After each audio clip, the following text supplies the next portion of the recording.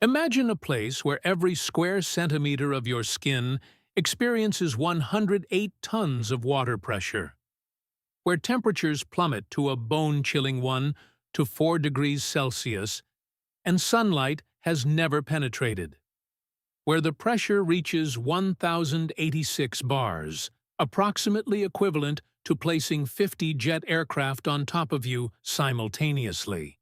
This place exists, and it is called the Mariana Trench. The Mariana Trench is not merely a geological formation. It represents humanity's final frontier on Earth, a place of profound mystery that simultaneously terrifies and fascinates us. Located in the western Pacific Ocean, this abyssal zone stretches for approximately 2,540 kilometers along the boundary between two massive tectonic plates. Its maximum depth reaches approximately 11 kilometers, making it the deepest known location in Earth's oceans. The trench takes its name from the Mariana Islands, which lie nearby, positioned like a crescent moon marking the collision zone between the Pacific Plate and the Philippine Plate. This geographical feature represents far more than mere numbers and measurements. It embodies the boundary of human understanding, the edge of where our knowledge ends and speculation begins. For centuries, the Mariana Trench remained utterly unknown to humanity. The ocean kept its secrets locked away in crushing darkness, preserving its mysteries beneath kilometers of water and pressure that no air-breathing creature should theoretically survive. Yet, in 1960, this changed forever. Before anyone could reach the Mariana Trench, there first had to exist someone audacious enough to dream of it. That person was Auguste Piccard, a Swiss physicist and inventor whose remarkable life reads like an adventure novel written by Jules Verne himself. Born on January 28, 1884, in Basel, Switzerland, Auguste Piccard emerged from a family of intellectuals. His father, Jules Piccard, was a professor of chemistry at Basel University. Young Auguste displayed an insatiable curiosity about science from childhood, eventually studying at the Swiss Federal Polytechnic in Zurich and becoming a professor of physics in Brussels by 1922. In the 1930s, Piccard became fascinated with aeronautics and the upper layers of Earth's atmosphere. This fascination led to one of his most remarkable achievements, the invention of the stratosphere balloon, or stratosonde. The concept was elegantly simple yet revolutionary. Create a pressurized sphere that could ascend to extreme altitudes while maintaining normal atmospheric pressure inside for the occupants. On May 27, 1931, Piccard and Paul Kipfer achieved what no humans had done before. Taking off from Augsburg, Germany, they climbed higher than anyone had ever gone, reaching an altitude of 15,785 meters. During this historic flight, Piccard collected invaluable data about cosmic rays and the upper atmosphere, information that would reshape humanity's understanding of space. The success did not stop there. On August 18, 1932, Piccard embarked on a second stratospheric flight that carried him to 16,200 meters, setting a new record. Over his lifetime, he would participate in 27 stratospheric balloon flights, achieving a maximum altitude of 23,000 meters. These achievements were extraordinary, but Piccard's greatest insight came with remarkable simplicity. During the mid-1930s, he realized something profound. The spherical pressurized gondola he had designed to withstand the low pressure and cold of the upper atmosphere could theoretically be adapted for the opposite purpose, to withstand the crushing pressure of Earth's deepest oceans. As Piccard himself humorously explained, when asked why he transitioned from building stratosphere balloons to deep-sea submersibles, fate wanted these inventions to be created by the same man, even though their purposes are directly opposite. By 1937, Piccard had constructed a small steel sphere specifically designed to withstand extreme underwater pressure. World War II interrupted his work, but by 1945, he had completed the revolutionary design that would become known as the bathyscaphe, literally deep ship. Unlike submarines, which required continuous power and active ballast management, bathyscaphes operated on a fundamentally different principle. Piccard's design featured a high-strength steel sphere for the crew, called the gondola, attached to a large float filled with gasoline. The gasoline served as a buoyant medium that compensated for pressure changes at depth.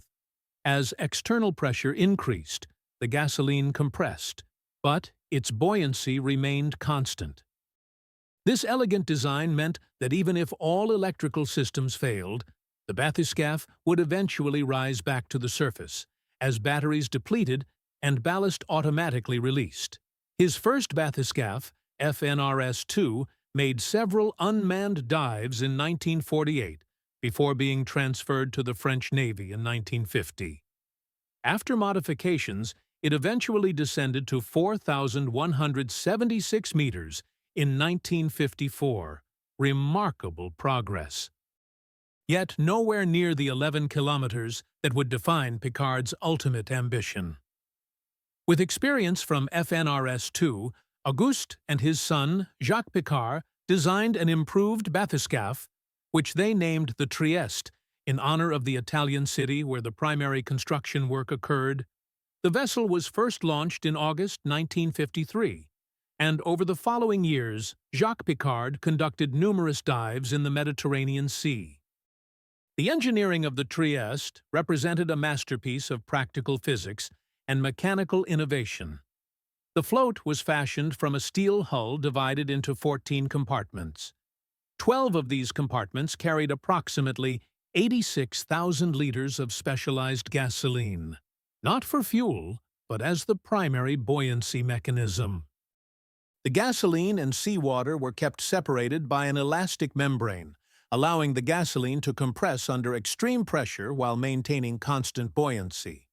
The crew sphere, called the gondola, was crafted from layered steel, its design evolving through successive modifications. The original sphere featured a 2-meter internal diameter with 90-millimeter thick walls.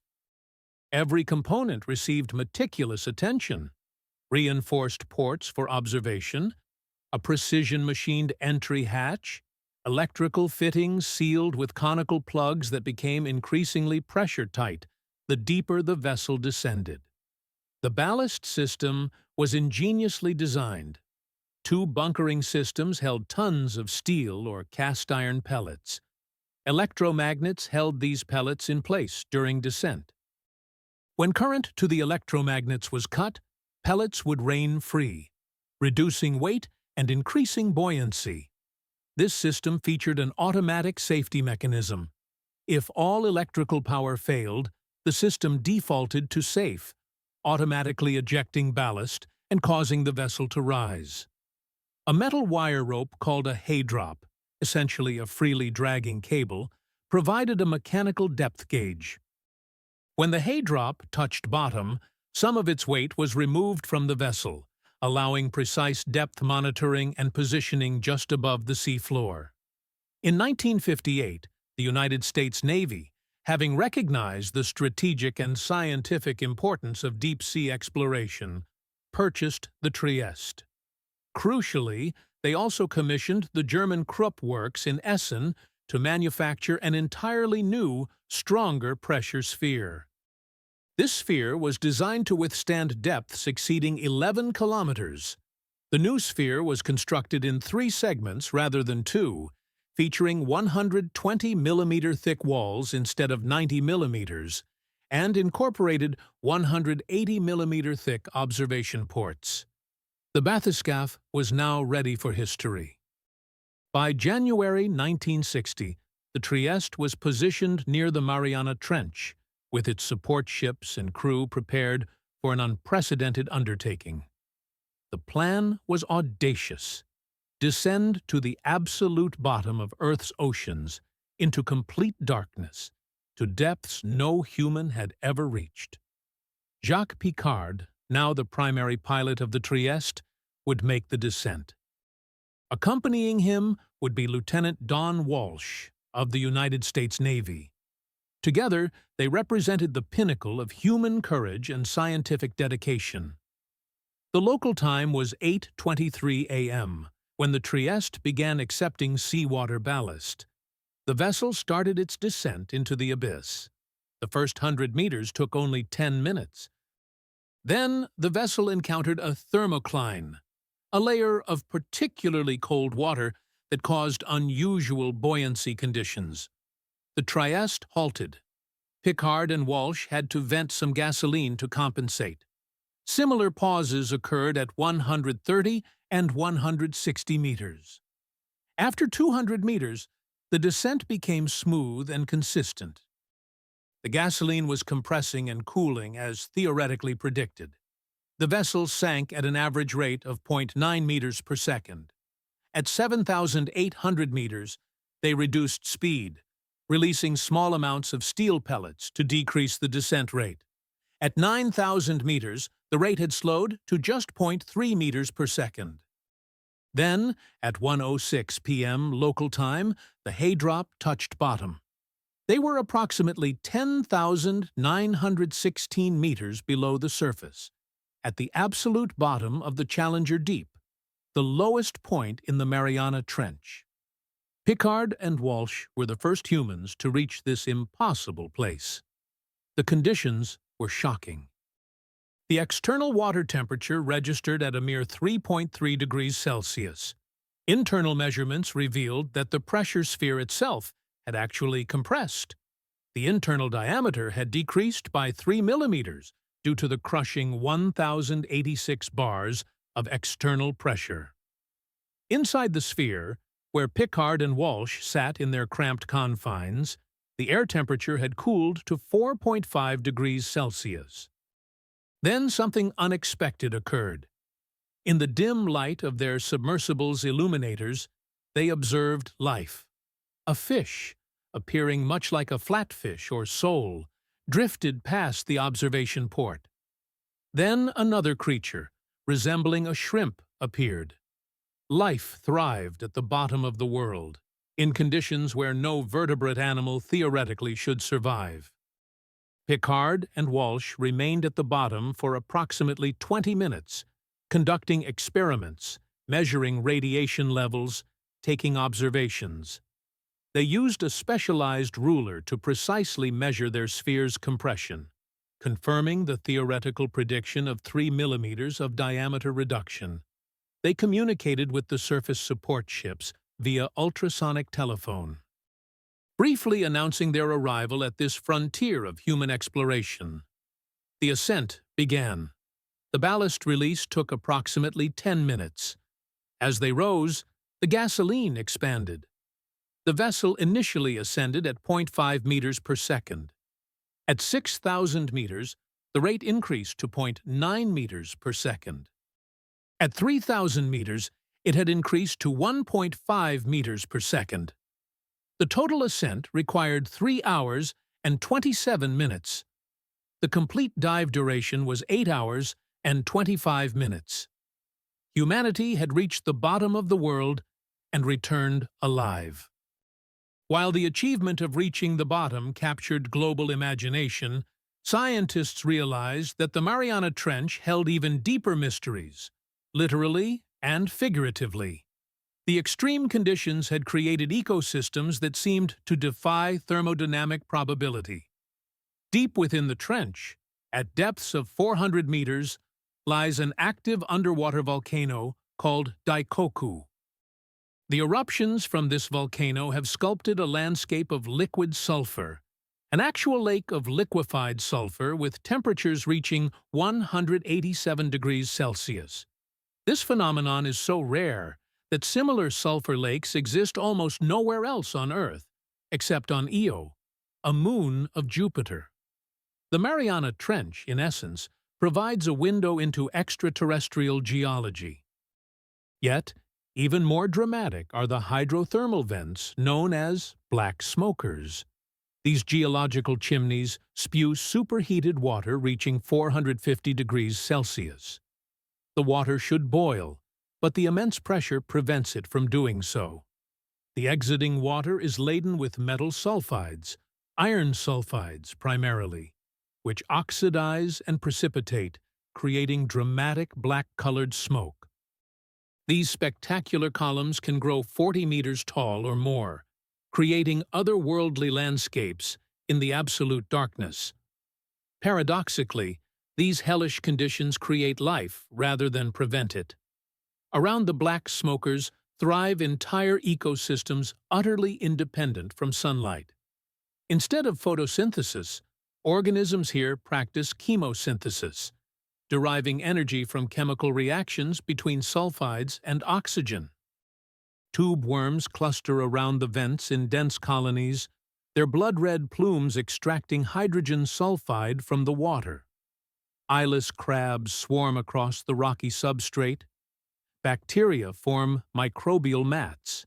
Equally fascinating are the white smokers, which discharge cooler fluids, typically 40 to 100 degrees Celsius, containing dissolved gases, particularly carbon dioxide. And carbonate minerals. They resemble fountains of champagne, more than volcanic vents, earning them their alternative name, champagne vents. These vents represent something profoundly important to evolutionary biology and astrobiology. They demonstrate that energy from chemical sources alone, without any reliance on photosynthesis, can sustain complex life. This principle has revolutionary implications for the search for extraterrestrial life. If life could originate and thrive in these conditions here on Earth, why couldn't similar life exist in the subsurface oceans of distant moons like Europa or Enceladus? As our technology for exploring the trench has advanced, so has our understanding of the microbial ecosystem that dominates life at these extreme depths. In 2025, an astonishing discovery was published. Researchers had identified more than 7,000 previously unknown species of microorganisms in the Mariana Trench. Approximately 90% of these species had never been previously documented by science. These organisms represent solutions to problems that seemed insurmountable. Under pressure of 1,086 bars, DNA molecules would normally shatter, and proteins would denature. Yet these microorganisms possess extraordinarily adapted genetic material with unique error correction capabilities. Some possess redundant copies of genes responsible for maintaining cellular integrity. Others have evolved specialized proteins that shield their molecular machinery from compression damage. Particularly noteworthy is a unique category of bacteria discovered in the trench that metabolizes hydrocarbons, petroleum, and natural gas. These organisms survive by breaking down organic compounds, typically associated with geological timescales. The implications are staggering. These microorganisms potentially represent a biological solution for remedying petroleum spills and contamination. In essence, the depths of the Mariana Trench may harbor the biological blueprints for cleaning up our worst environmental mistakes. The viral diversity is equally spectacular. In a single milliliter of seawater from the trench depths, researchers have documented approximately 250 million viruses. Many of these are bacteriophages, viruses that specifically target and destroy bacteria. Understanding these viral predators could revolutionize medicine. The genetic material locked within these viruses could yield novel insights into disease treatment and potentially inspire breakthrough pharmaceutical compounds. The most remarkable deep-sea vertebrate documented to date is a small fish belonging to the genus Pseudoliparis, commonly called the snailfish. Growing to approximately 7 to 8 centimeters in length, it appears to emerge from the imagination of a speculative fiction author. rather than the natural world. The snailfish possesses completely transparent skin without scales, allowing direct observation of its internal organs. Its head is oddly shaped, somewhat resembling a garden snail. Its mouth is disproportionately large, enabling it to consume prey items of substantial relative size. The evolutionary adaptations of the snailfish for extreme pressure are nothing short of extraordinary. Its skull is incompletely ossified, not fully hardened to bone. This flexibility allows the skull to compress under pressure without fracturing. It possesses additional copies of genes responsible for maintaining inner ear structures. Scientists believe these genetic redundancies provide pressure tolerance by ensuring proper cellular function even when structural proteins compress and shift. The snailfish has been documented at depths exceeding 8,000 meters in multiple trenches, including the Mariana. Should one of these fish be rapidly brought to the surface, its body would literally disintegrate. The internal pressure differential would cause cellular rupture, and the creature would essentially dissolve. This represents the ultimate pressure specialist, an organism whose body has evolved specifically for conditions that would instantly destroy virtually any other vertebrate. Among crustaceans, one species stands out as particularly remarkable: Hirondelia gigas, a massive amphipod. A small, shrimp-like crustacean that reaches 2 to 5 centimeters in length, gigantic for creatures of its taxonomic class. Scientists discovered something extraordinary about these amphipods. They appear to manufacture personal protective armor. Their exoskeletons are covered with a gel-like shield composed of aluminum hydroxide. This biological coating protects the animal's body from the catastrophic pressure of the deepest waters. It represents one of the few known instances where animals actively fabricate protective materials from inorganic compounds. The evolutionary question is profound. How did this species develop the biological mechanism to synthesize and secrete aluminum hydroxide? Even more mysteriously, how do they access the elemental aluminum present in trace quantities in seawater? The answer remains incompletely understood, but the phenomenon suggests biological capabilities far exceeding our current comprehension. At the bottom of the Mariana Trench, scattered across the seafloor like living carpets, lie single-celled organisms of extraordinary size. Xenophyophores are protists, single-celled organisms roughly comparable to amoebas that achieve sizes up to 10 centimeters in diameter. They represent the largest known unicellular organisms on Earth. These creatures do not actively hunt or search for food. Instead, they remain relatively immobile, draped across the seafloor, slowly consuming organic debris that descends from higher waters. Their bodies incorporate shells and fragments of other organisms, creating a protective external architecture. They are, in essence, living sponges absorbing the sparse bounty of organic material that reaches the extreme depths. The Mariana Trench exists not by random geological chance, but as a direct consequence of planetary tectonics and the relentless motion of Earth's lithospheric plates.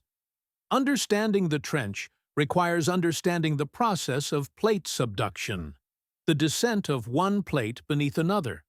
Approximately 200 million years ago, the lithosphere of our planet consisted of different plate configurations than today. The Pacific Plate and Philippine Plate have been slowly moving toward each other for tens of millions of years. Where they meet, the Pacific Plate, being more ancient and therefore denser, gradually descends beneath the lighter Philippine Plate. This process, known as subduction, continues to the present day at a rate of approximately 8 to 10 centimeters annually. The Mariana Trench represents the surface manifestation of this collision. Its characteristic crescent shape precisely reflects the boundary between the two plates.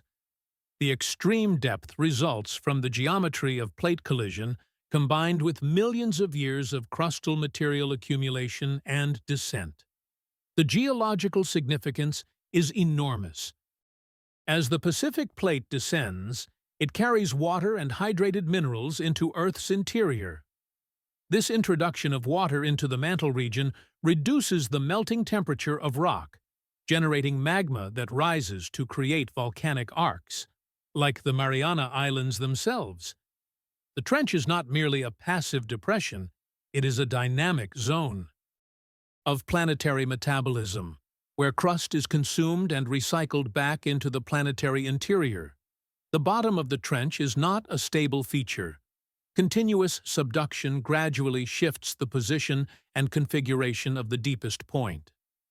Scientists have recorded slight variations in measured depth over decades, reflecting this ongoing geological activity. The trench is a living, evolving feature of our dynamic planet.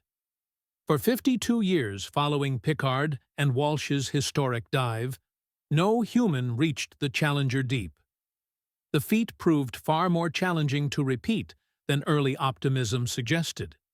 The technology was fragile, the risks extreme, and the scientific justification modest after the initial accomplishment.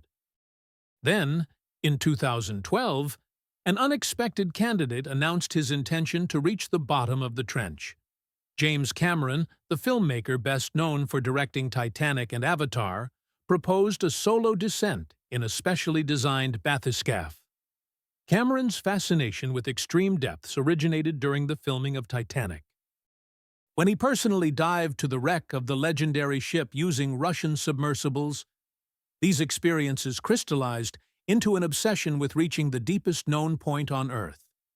Unlike Piccard and Walsh, who relied on an existing design, Cameron engaged engineers to construct an entirely new submersible, the Deep-Sea Challenger. This vessel weighed 11.8 tons and measured 7 meters in length. It incorporated modern materials, improved instrumentation, and advanced sampling equipment. On March 26, 2012, Cameron entered the cramped confines of the submersible's pilot sphere, a capsule measuring just 109 centimeters in diameter. For several hours, he would remain contorted in this confined space, descending into the darkness.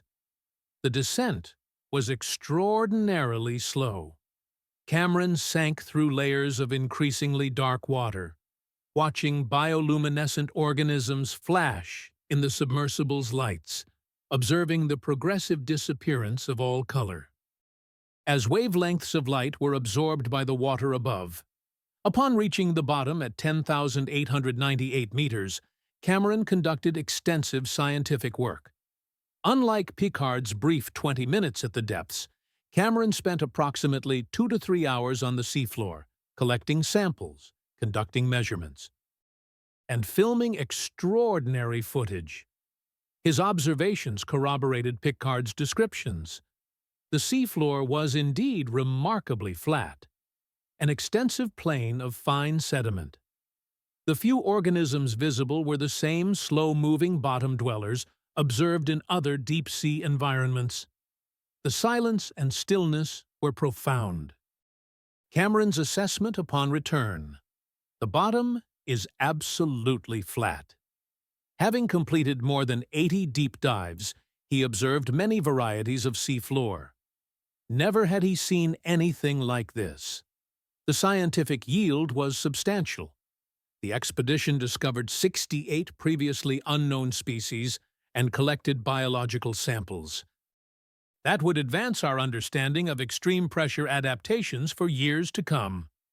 While Western attention focused on Piccard and later Cameron, the Soviet Union conducted its own remarkably productive research into the Mariana Trench. The Soviet research vessel, Vityaz, launched in 1949, represented the Soviet commitment to oceanographic science. During the Vityaz's legendary 25th expedition in 1957, under the direction of Alexei Dobrovolsky, Soviet scientists conducted extensive research on the trench's biology and geology. The expedition's findings were extraordinary. Soviet scientists discovered more than 1,000 previously unknown marine species. They collected the first extensive samples from the trench's floor. Crucially, they obtained precise measurements of the trench's maximum depth, recording it as 11,022 meters, a figure that would appear in Soviet textbooks for decades. The Vityaz also established a remarkable record: the first anchored station. At extreme depth, maintaining position at 9,600 meters.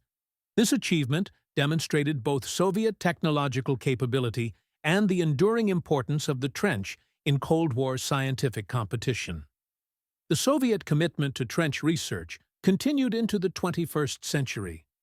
On May 8, 2020, the autonomous submersible Vityaz D descended to 10,028 meters, becoming the first fully autonomous, unpiloted vessel to reach the Challenger Deep. The naming choice was symbolically significant. The new robot carried the name of the historic Soviet research vessel, representing a continuation of Soviet oceanographic tradition through modern technological implementation. Among the most sobering discoveries in recent trench exploration is evidence of humanity's environmental contamination. In 2018, researchers recovered a plastic bag from the seafloor at a depth of 10,898 meters. Laboratory analysis dated the plastic to May 20, 1998. Meaning, human garbage had been entombed at the absolute bottom of our planet's oceans for 20 years. The scale of plastic contamination at trench depths is disturbing. From 3,425 documented artifacts of artificial origin recovered from the seafloor, more than one-third consisted of microplastics. 90% of identified plastic items were single-use plastics, bags, bottles, packaging, the throwaway detritus of consumer society. The biological implications are even more troubling. Of 100% of amphipod samples collected from the Challenger Deep, every single specimen contained plastic microfibers in its digestive system. The deeper the amphipods lived, the greater the concentration of plastic particles in their bodies.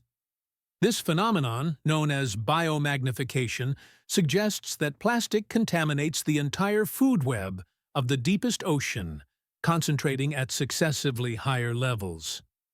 More recent research in 2025 has revealed another alarming contaminant: mercury deposits of unprecedented magnitude.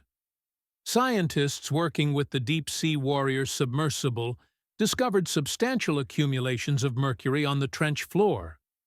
The source remains unclear. Some researchers suspect natural geological processes, while others attribute significant portions to industrial pollution. That has bioaccumulated and descended into the depths. Cameron's philosophical response to these discoveries resonates with profound sadness. We descended to the deepest place on Earth, expecting to find pristine nature, and instead found proof that humanity has contaminated literally everywhere. As our technological capabilities improve, exploration of the Mariana Trench continues advancing. In 2024 and 2025, China's submersible Fenduje conducted 23 separate dives to the trench, discovering dense clusters of previously unknown fauna. Researchers documented tube worms reaching 30 centimeters in length, massive swarms of crustaceans, sea cucumbers, and feather-like sea lilies. Thriving in the crushing environment, international collaboration has intensified. Russian engineers continue refining autonomous submersibles. Chinese researchers have accelerated deep-sea exploration programs. American and European scientists participate in joint research initiatives. The Mariana Trench, situated in international waters, has become a genuine frontier of global science. Looking forward, researchers envision permanent underwater observatories stationed on the trench floor, continuously transmitting data about pressure, temperature, chemistry, and biological activity. Nanosensors, devices smaller than grains of rice, may eventually monitor microbial communities and report findings to the surface in real time. The genetic and biochemical discoveries from trench microorganisms are already yielding practical applications. Enzymes from extremophiles are utilized in medical research, particularly for cancer treatment and infectious disease research.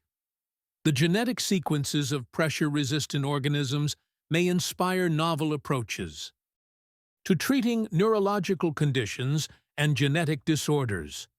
Most provocatively, some researchers propose that within the next 10 to 20 years, commercial bathyscaphe tours could allow tourists, not merely scientists, to experience the Challenger Deep firsthand. A ticket price might range from $250,000 to $500,000. But it would grant ordinary humans access to the most extreme environment on Earth. The Mariana Trench, through its very inaccessibility and mystery, has inspired an extraordinary mythology. Urban legends and speculations swirl around its depths, revealing humanity's relationship with the unknown and unexplained. The most persistent legend claims that the Mariana Trench shelters living megalodon sharks, the prehistoric giant that supposedly went extinct 2 to 2.5 million years ago. According to the myth, megalodon survives in the abyssal depths where humans rarely venture, a 24-meter-long predator. With a 2-meter-wide mouth, weighing approximately 100 tons. The evidence for this is, of course, non-existent. Not a single credible scientific report documents any megalodon sightings in modern times. Yet fishermen occasionally report discovering unusually large teeth near trench edges, which fuels speculation despite lack of verification. The legend has spawned multiple films and novels, including the motion picture Meg, representing humanity's desire to believe that mysteries and terrors persist in unexplored depths. Some theorists propose that remnants of ancient civilizations lie entombed at extreme trench depths, perhaps even the mythological Atlantis itself. This speculation reflects our fascination with lost worlds and hidden histories. Reality offers something different, an absolutely barren landscape of sediment and stone, utterly devoid of archaeological interest, animated only by creatures of the abyss. Medieval maritime legends spoke of the Kraken, a gigantic octopus capable of dragging entire ships to the ocean floor. Some people believe that this creature lives in the Mariana Trench. While giant squid do genuinely exist and have been documented, there is zero evidence that any cephalopod inhabits the Challenger Deep. The legend likely originated from historical sightings of actual giant squid, but has evolved into a creature of fantasy. Fringe theorists insist that the Mariana Trench contains secret military installations or alien bases hidden by various governments. No credible evidence supports such claims, yet they persist in online forums and conspiracy communities, reflecting a broader distrust of authority and fascination with hidden truths. Perhaps the most scientifically significant aspect of the Mariana Trench is what it reveals about the universe itself. Life in the deepest trenches thrives in conditions radically different from Earth's surface. No sunlight, crushing pressure, temperatures near freezing. Yet organisms flourish, deriving energy from chemical reactions rather than photosynthesis. This realization has revolutionary implications for astrobiology, the scientific search for extraterrestrial life. If life can originate and thrive in deep-sea hydrothermal vents without any reliance on solar energy, then life might exist in the subsurface oceans of distant worlds. Jupiter's moon Europa is believed to harbor a liquid ocean beneath its icy crust. The internal heat and tidal forces could generate hydrothermal vents similar to those in the Mariana Trench. If such vents exist on Europa, life might have originated and evolved there, utterly unaware of the outer solar system's vast darkness. Similarly, Saturn's moon Enceladus shows evidence of active hydrothermal venting. Scientists have detected complex organic molecules in the water plumes erupting from its south pole. Might life already exist in those distant oceans? The Mariana Trench essentially demonstrates that the fundamental requirements for life, energy sources, chemical diversity, and liquid water, can exist in conditions radically different from our surface assumptions. This broadens our conception of where life might be found, not merely in our solar system, but potentially throughout the universe. The Mariana Trench represents far more than geography or geology. It embodies the boundary between human knowledge and mystery, the frontier that simultaneously attracts and terrifies us. In our age of satellites and internet connectivity, when most of Earth has been mapped and documented, the Mariana Trench remains genuinely unexplored, a place where human presence can be measured in days, and new discoveries emerge with each expedition. From Piccard and Walsh's historic 1960 descent, to Cameron's 2012 filming expedition, to modern autonomous submersibles, we have gradually expanded our understanding of this extreme environment. Each dive has revealed new organisms, new geological features, new insights into life's remarkable adaptability. What remains unknown far exceeds what we have discovered. Thousands of species likely remain undocumented. The chemical processes occurring in the deepest vents are incompletely understood. The origins of the unique adaptations in extreme pressure organisms still puzzle scientists. The full extent of plastic and chemical contamination remains incompletely mapped. The Mariana Trench stands as a humbling reminder that on our own planet, vast regions remain fundamentally unknown to us.